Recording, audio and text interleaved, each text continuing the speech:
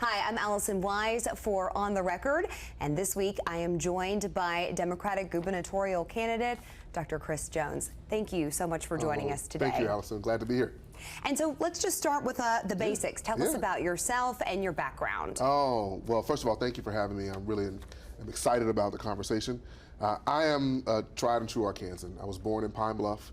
My family's been in Arkansas for over 200 years. I'm seventh generation Arkansan. Had a typical upbringing. I grew up riding dirt bikes, eating honeysuckle, and fighting grasshoppers.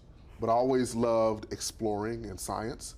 And so I went on to Morehouse College and got a physics and math degree. Worked at NASA, and then I also went to MIT for grad school, where I got a nuclear engineering degree, a technology and policy degree, and a PhD in urban planning. All of that really allowed me to then go into the private sector, where I worked and ran a couple of organizations, a couple of fairly large organizations, multi-million dollar, but also taught high school and was a dean. Now, when I look at all of that, what I get excited about is that I was able to bring that back here to Arkansas, my home state. And most recently, before I jumped into the race, I was the executive director of the Arkansas Regional Innovation Hub, where we spread education and entrepreneurship across the state, working with chambers of commerces and schools and libraries and community organizations. You've been busy. Yeah, almost as busy as my wife, who she's an ER doc. She was raised in Alabama. Her MD was from Harvard Medical School. She's also the state medical director for disaster preparedness, and she's a combat veteran of the Air Force, so she served in Afghanistan. And one of the stories I love telling is that she was working the finish line during the Boston Marathon bombing. So she's seen some real action. And the great thing is that she's brought all that back here, and we're working together to serve Arkansas. Oh, wonderful. Well, we'll move on. Let's talk about the topic of the Supreme Court overturning of Roe v. Wade. What are your thoughts on how Arkansas is handling the overturn of Roe v. Wade? Yeah, so we've traveled through the campaign all across the state. We've hit all 75 counties, and now I'm doing a mile in every county where we're talking with Arkansans, walking hand in hand with neighbors. And as I speak with folks, what I'm hearing, which aligns with my own thoughts, is that people are really not happy about the overturning of Roe v. Wade.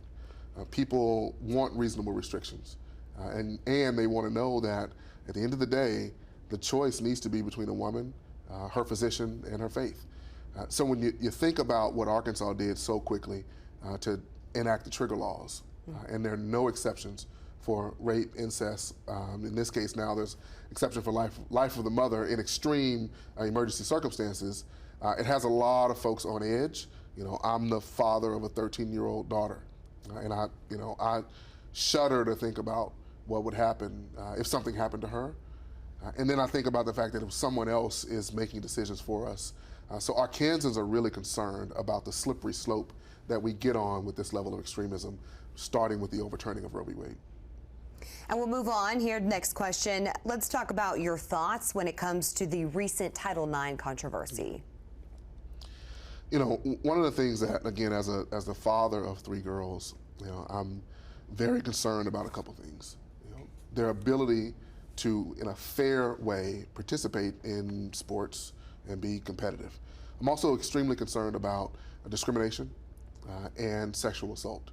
At the essence of Title IX is the prevention of sex discrimination and the prevention of sexual assaults. Now, right now my understanding is that it's under a review process. They've gotten comments, so we don't yet know what will happen. I do think that we don't want the federal government coming in and saying, hey, we're going to dictate everything that happens on the local level. I think you have to have local voice. I think we have to lift up state voice. So those are the kinds of things that we have to be mindful of as we're looking at federal regulations. And then where do you see the need for improvements in terms of education in Arkansas? Yeah, my mom, Allison, is a lifelong educator. She taught almost all grades, and I taught high school for a year. So education matters a lot. And my grandfather used to tell me, he said, big man, get an education, because when you get it in your head, no one can take it out. So I understand it's the foundation of opening up doors of opportunity. And then when I look at Arkansas, I look at the fact that our teachers are grossly underpaid and compared to our neighboring states. I look at the fact that our buildings are falling apart in many areas. And yet we still have folks that are there working hard. We have to address our teacher shortage, and we have to address the climate and culture. So one of the things that I did was propose a teacher pay raise that's really based on Governor Asa Hutchinson's plan. And I think he's done a great job. I think his plan was right. It's sustainable. So we start by addressing teacher pay, and then we have to address the culture and the climate. One that actually supports teachers and doesn't create these divisive environments that make them want to leave the teaching profession. Well, thank you so much. We do want to take a short break here, and we will be back with more questions with Chris Jones. Thanks a lot. Welcome back to On the Record. I'm joined by Chris Jones. We do have a couple more questions for you. So again, thanks for being here. Let's talk inflation and the economy, both major topics for voters in Arkansas and across the U.S. What do you think needs to be done to deal with the recent rise in inflation? Yeah, and you know, the rise in inflation is actually hitting all of us in our pocketbooks, whether you talk about the pump or the grocery store. You know, folks are having to make some tough decisions about how they spread their budget across to actually meet all the needs. You know, I think one of the things you cannot do is you have to be really mindful of just infusing, you know, a large influx of dollars into the economy, because that is part of what drives inflation up. And I think there are a few things we can do in the short term and in the long term. In the short term, we can provide some direct relief. You know, you can think about, you know, what are the taxes that we can cut in the short term, and I think we have to look at that. I do not think that we need to drop our income tax down to zero, because that has long-term implications. You know, long-term implications of what do you do when you eliminate 55% of the state budget from the revenue side. And so, also in the long term, though, I go back to our policy platform. It's really about spreading PB&J across the state. And PB&J is preschool, broadband, and jobs. It's high quality education starting with pre-K. It's solid, safe, reliable infrastructure starting with broadband. And it's real economic development across the state starting with jobs. Those are things that actually help to create an inflation-proof, if you would, Arkansas. How do we raise the wages of folks so that they're able to have more dollars in their pockets? To me, those are some things that we have to do. And right now, I don't think we're doing enough to adequately address inflation. Part of that is gas prices. So we have seen a slight decline in gas prices, which I think people have been happy about. But do you think that there's anything that Arkansas state leaders, even across cities and counties, can do to ease the pain of high gas prices or to prevent them from getting higher? Yeah, you know, again, I go back to one of the things that we have to do is make sure that we're providing an environment, an economic environment, where folks have living wage jobs. So there's a bit more buffer between the variances of the price of gas. At the same time, you know, I think there needs to be a conversation about the kinds of taxes we can cut. You know, what are the kinds of taxes we can cut in the short term? You know, people have put on the table things like gas tax, a simple shave to it. Now, I don't think we need it now because gas prices have come down some. At the same time, we have to be focused on the root cause, and we have to be focused on how do we lift up the economic outcomes of all Arkansans. And part of the root cause is supply chain. You know, I think if we think about the long term, how do we make Arkansas more of a generator of products and services? We do that by increasing our economic activity, by lifting up our local businesses. We have timber in the South, we have lithium. So there are things that we can do to strengthen our own economy that then both inflation-proofs us, but also addresses those core issues like the supply chain. And we are talking about improvements across the state, as you mentioned, when it comes to the economy. But let's also discuss infrastructure, because everywhere you look, it does seem like there's a lot of construction going on from Northwest to Central and even in Southern Arkansas. So what do you think the state of our infrastructure is at this point, and what in particular do we need to improve? So we have a long way to go with respect to our infrastructure. We are making some strides, and I'm glad to see some of the construction projects that have taken place. You know, when I talk about spreading PB&J across the state, you know, one of the things I talk about is a peanut butter and jelly sandwich. And in a bad sandwich, the peanut butter's clumped and the jelly's clumped. And sometimes you take a bite and all you get is dry bread. And a good sandwich is spread all over, layer to layer, peanut butter and jelly on top. And every bite you take, you get some peanut butter and jelly. That's why preschool, broadband, and jobs is our PB&J.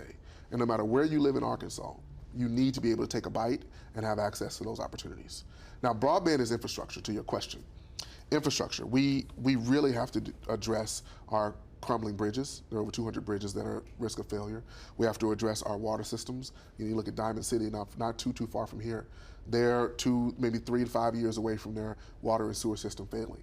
If that happens, it rolls over into the Arkansas River. But we also have to address what I call the non-hard infrastructure, our mental health infrastructure, our drug addiction services. How are we addressing the issue of drug addiction? We're #1 in meth use in the state.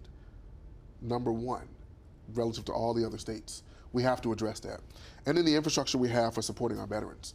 We have 200,000 veterans in Arkansas, and we really only support about 95,000 or so of them. So to me, infrastructure is critically important for what you can see, the roads and bridges, but also for what you can't see, but that's very important, like health. We will be right back. Again, we are joined by Chris Jones, and we're going to take a quick break, and we'll be back after this. Welcome back to On the Record. I'm Allison Wise, joined by our gubernatorial candidate here with us today, Chris Jones.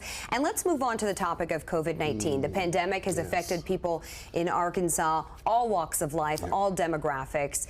Where do you think we stand in terms of approaching what some might call the end of the pandemic, and how do we prevent something like this from devastating our people and our economy in the future? Yeah.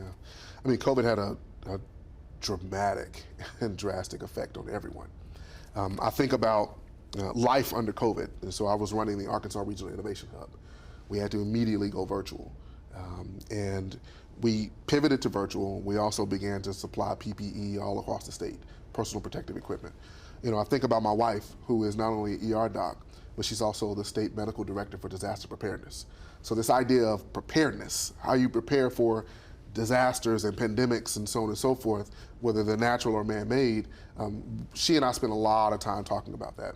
And I think one of the things that we must do is we should hope that these things don't happen, but we should be prepared for when they do happen. And part of that includes bringing everyone to the table and saying, in worst case scenario, do we have the resources necessary to address the needs of all of our citizens? I go back to COVID, and a lot of folks, when it hit, did not have access to broadband. And those that did have access to broadband did not have the equipment that they needed to access the educational tools. And those that had broadband and the equipment often didn't have the training. So the Innovation Hub actually provided training and what we call digital literacy to understand how to use the tools. But there could be another pandemic. So how do we get ready for that? And even beyond that, you actually learn some things that can be more globally beneficial. So what we learned was that we needed high-speed internet access. That's why our agenda is PB&J, preschool broadband and jobs. Because the broadband part of it gives you an open door to economic opportunities, because now you have a whole marketplace of the globe you can get to. It gives you an open door to educational opportunities, because now you can connect with educators and educational tools all over. And it gives you an open door to community. Grandparents can talk to their grandkids, and also health, telehealth. So, when I think about COVID and what we went through, as governor, I want to make sure that we're preparing for the worst as we hope and pray for the best. And there is still vaccine hesitation, even as new boosters are coming out, and especially within our minority communities as well. How do you think that we can better address people who are hesitant to get the COVID-19 vaccine or a booster shot? There are really two ways that are very effective. Not the only ways, but they're very effective at addressing hesitancy in really any area, particularly with vaccine hesitancy. One is education. How are we providing very clear education about what the situation is, what the options are, and what the outcomes can be? So we have to provide very clear information that meets people where they are. Here's an example. If we provided clear information about the vaccine and we only did it online, but someone doesn't have broadband access, they can't get to that information. If we provided it and we only did it in English, then our neighbors who speak Spanish may not have access to that information. So we have to meet people where they are in terms of the education. The other piece are our validators. Who in the community do people actually listen to? Who do they look up to? Who do they hear from? How do they get their information? And having a conversation with the validators, not only to say, here's information that needs to go out, but to better understand what information needs to come back in. Because it has to be a two-way conversation. It can never be one person or group telling the other what they have to do at all times. We have to have a more inclusive table where we're having a dialogue. And now we'll kind of transition to the topic of school safety. We know that the School Safety Commission gave their recommendations to the governor. Where do you think we are at in terms of keeping our students safe across Arkansas within all of our schools, and where do we need to make improvements? Yeah, you know, as a father of three, I try to drop my daughters off at school as much as I can. I love walking behind them and watching them with their little backpacks walking to school. My daughters are 13, 9, and 6. Of course, the 13-year-old doesn't want me doing that. But the 9 and 6-year-olds still love it. And so when I think about leaving them to school and sending them off to that environment, there are two things that I want. I want them to learn, and I want them to be safe. And that, I don't know a parent out there who doesn't feel the same way. You want your child to learn, and you want them to be safe. You know, could we do more? Absolutely. Arkansas was one of the first places to have a school shooting in Jonesboro years ago, before there were lots of mass shootings out there that happened. You know, I think there are a number of ways that that are being addressed. You know, so the commission recommended that we provide funding for infrastructure and some changes to infrastructure. School safety officers were there. I think some of it has to do with training. How are we identifying earlier on mental health issues? You know, are we providing adequate training to identify that, and then the resources to address those mental health issues, and sort of really meeting the demand at the root. And where do you think that funding should come from? Yeah, I mean, I think many sources. There are federal dollars that can come to support that. You know, I think as a state we have to make an investment. We have to make an investment in safety. You know, there aren't many things that it's not a long list that the state government should do of things that the state government should do. But among that list is ensuring that the citizens are safe. So I think we have to provide resources. And you know, now the beautiful thing about now is that it's because everybody cares about safety. You know, there are public-private partnerships that can be put in place to make sure that our communities and our schools are safe. And we will be right back. Again, we are joined by Chris Jones, and we're going to take a quick break, and we'll be back after this.